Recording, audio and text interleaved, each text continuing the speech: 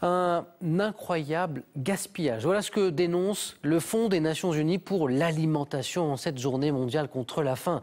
Je vous le disais à l'instant, plus d'1 milliard de tonnes de nourriture, soit un tiers de la production alimentaire mondiale part chaque année à la poubelle. Les consommateurs d'Europe et d'Amérique du Nord gaspilleraient en moyenne 100 kilos de nourriture par an et par habitant. Dans les pays riches, ce gaspillage provient essentiellement du comportement des consommateurs. Nous sommes tous responsables de ce gigantesque gâchis, mais il existe des solutions pour y mettre fin. Anne-Charline Lambard, Xavier Roman.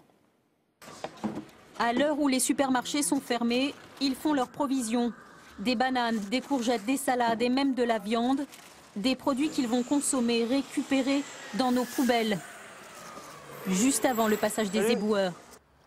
Une centaine de kilos par an et par habitant gaspillés, jetés, contre une dizaine de kilos en Afrique et en Asie.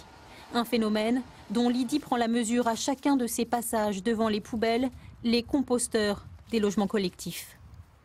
Signe de gaspillage alimentaire, un morceau de céleri rave, un cœur de salade, une pomme.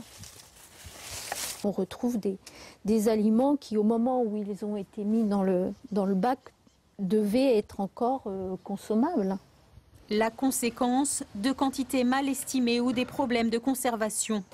Selon cette experte, la lutte contre le gaspillage se joue au moment des courses. Acheter juste, c'est d'abord regarder les dates pour ne pas se faire piéger au moment de consommer. Date limite de consommation pour les viandes, yaourts. Date limite d'utilisation optimale pour les biscuits. Préférence avant le. Et une règle d'or, ne pas forcément céder aux sirènes des promotions. Les promotions, ça peut être un facteur effectivement de gaspillage dans la mesure où ça incite à acheter a priori plus que ce dont on va avoir besoin. Autre parade contre le gaspillage, la liste. Simple, mais efficace. Je fais toujours mon menu en fait de la semaine. Par souci d'économie et puis d'organisation, comme ça au moins je sais ce qu'on mange et je prévois pas plus, je dépasse pas mon budget. Donc le sopalin qui est sur ma liste, les saucisses, la preuve en images pour éviter ceci.